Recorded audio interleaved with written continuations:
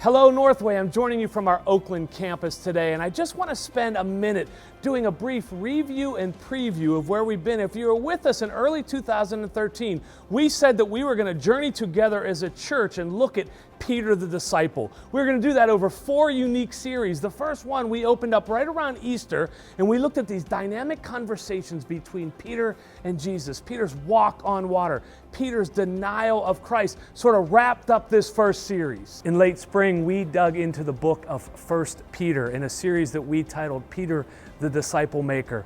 We went deep into all 5 chapters of the book. Remember, 3 themes we took a look at. The first one was, what does it mean to truly believe? Maybe this will help you recall. And I lived in Pittsburgh all my life. And I'm just telling you, most people I meet say they believe in Jesus. It's a Western PA thing. It's practically a cultural norm for this region. It's like being asked if you believe in the Stillers. The vision of Family Matters is to partner with parents to raise a generation who knows Christ. And the essence of that vision is really community. It's the family and the church coming together. Pastor Doug and Pastor Freedom then took a look at this theology of suffering.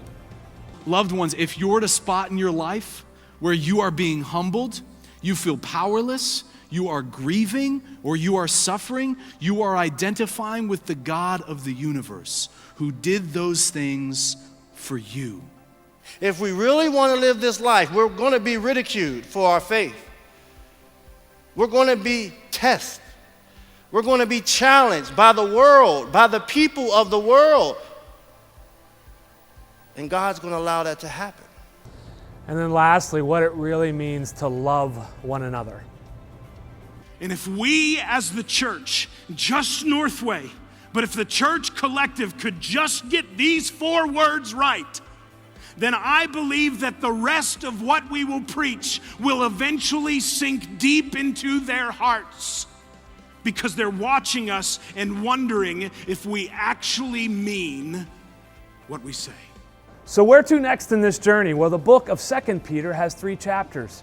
So the last weekend of August, we will dig into chapter 1, looking at these marks of being a follower of Christ. Chapter 2, it really looks hard at this topic of false teachers and false teaching.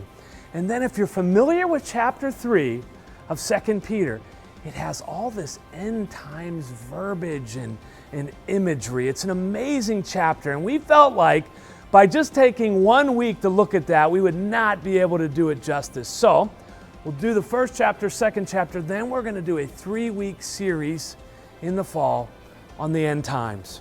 Hopefully that gives you a little glimpse as to where we've been and where we're going. And I hope to see you at one of our campuses this fall.